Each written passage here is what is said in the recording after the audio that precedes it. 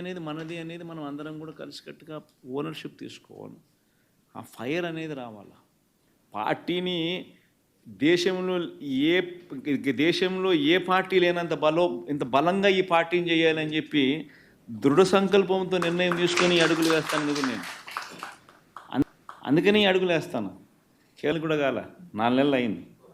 4 నెలల్లోనే ఇంతగా నేను మిమ్మల్ని పిలిచి మిమ్మల్ని మోటివేట్ చేసి జిల్లా అధ్యక్షులను నియమించి కొత్తలను వాళ్ళను మోటివేట్ చేసి ఈ స్ట్రక్చర్ మళ్ళీ తీసుకొని రావాలని చెప్పి ఇంత ఆర్గనైజ్డ్గా చేయాలని చెప్పి ఇంత మోటివేట్ ఎందుకు చేస్తా ఉన్నానంటే కేవలం అదే, ఆ ఫైరే.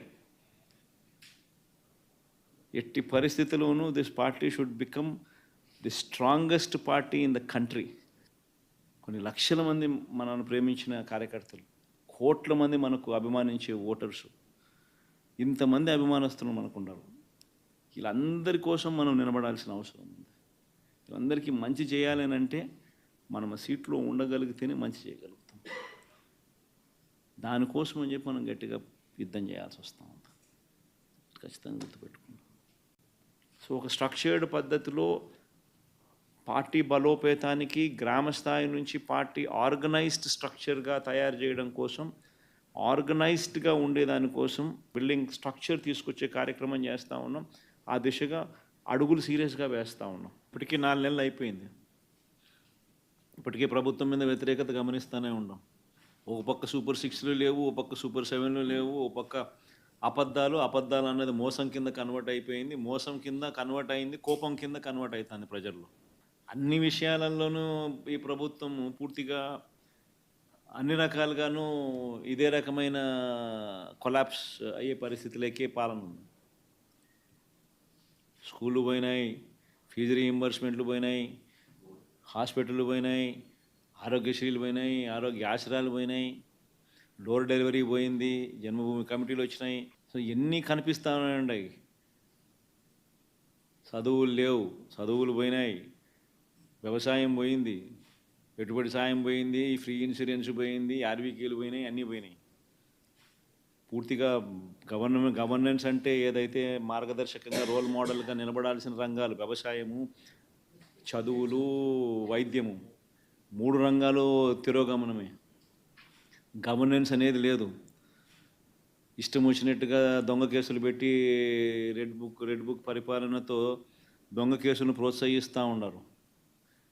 గవర్నెన్స్ అనేది పూర్తిగా పోయింది. లా అండ్ ఆర్డర్ ఎక్కడా లేదు. డోర్ డెలివరీ అనేది గాలికి ఎగిరిపోయింది.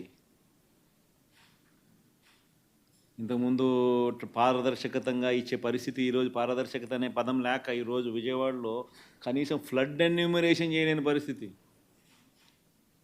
ఇన్ని ఇళ్ళు మునిగినాయి, ఈ మునిగిపోయిన ప్రతి ఇంటికి ఇంత సహాయం చేయాలనుకుంటే కనీసం ఆ ఇళ్ళకు కూడా సహాయం చేయలేని పరిస్థితి. ఇప్పుడు కలెక్టర్ల దగ్గర చుట్టుముడుతున్నారు ప్రజలు.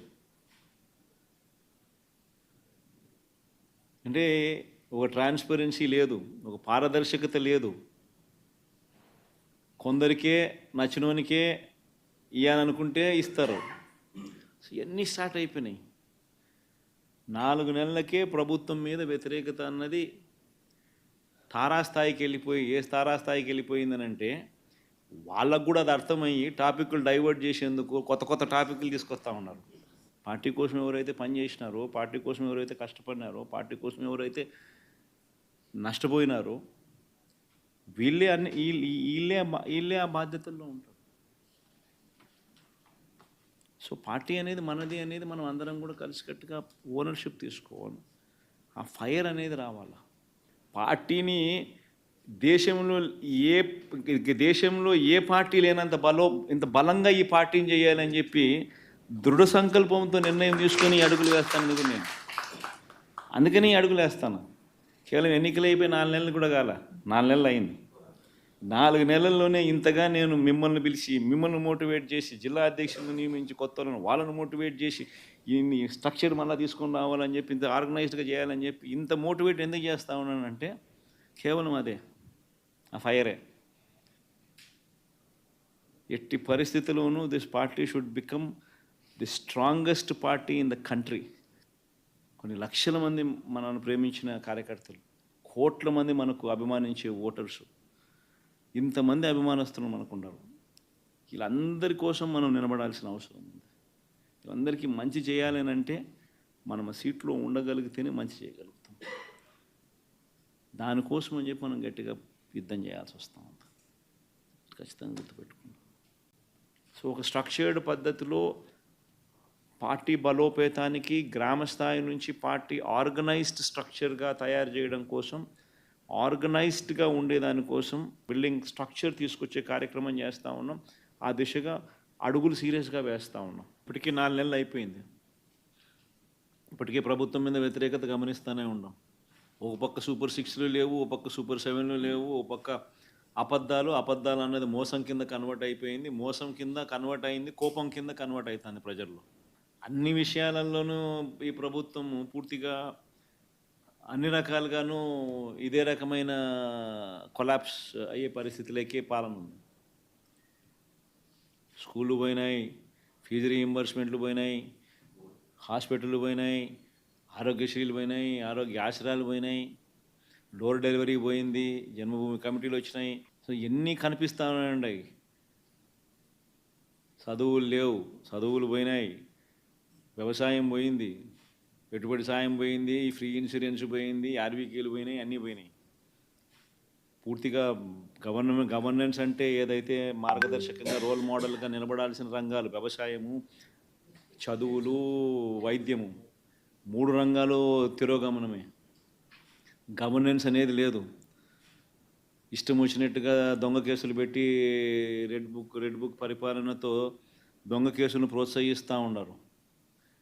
గవర్నెన్స్ అనేది పూర్తిగా పోయింది. లా అండ్ ఆర్డర్ ఎక్కడా లేదు. డోర్ డెలివరీ అనేది గాలికి ఎగిరిపోయింది. ఇంతకుముందు పారదర్శకతంగా ఇచ్చే పరిస్థితి, ఈరోజు పారదర్శకత అనే పదం లేక ఈరోజు విజయవాడలో కనీసం ఫ్లడ్ ఎన్యూమరేషన్ చేయలేని పరిస్థితి. ఇన్ని ఇళ్ళు మునిగినాయి, ఈ మునిగిపోయిన ప్రతి ఇంటికి ఇంత సహాయం చేయాలనుకుంటే కనీసం ఆ ఇళ్ళకు కూడా సహాయం చేయలేని పరిస్థితి. ఇప్పుడు కలెక్టర్ల దగ్గర చుట్టుముడుతున్నారు ప్రజలు. అంటే ఒక ట్రాన్స్పరెన్సీ లేదు, ఒక పారదర్శకత లేదు. కొందరికే నచ్చినోనికే ఇవ్వాలనుకుంటే ఇస్తారు. ఇవన్నీ స్టార్ట్ అయిపోయినాయి. 4 నెలలకే ప్రభుత్వం మీద వ్యతిరేకత అన్నది తారాస్థాయికి వెళ్ళిపోయి, ఏ తారాస్థాయికి వెళ్ళిపోయిందనంటే వాళ్ళకు కూడా అది అర్థమయ్యి టాపిక్లు డైవర్ట్ చేసేందుకు కొత్త టాపిక్లు తీసుకొస్తూ ఉన్నారు. పార్టీ కోసం ఎవరైతే పనిచేసినారో, పార్టీ కోసం ఎవరైతే కష్టపడినారో, పార్టీ కోసం ఎవరైతే నష్టపోయినారో వీళ్ళే ఆ బాధ్యతల్లో ఉంటారు. సో పార్టీ అనేది మనది అనేది మనం అందరం కూడా కలిసికట్టుగా ఓనర్షిప్ తీసుకోవాలి.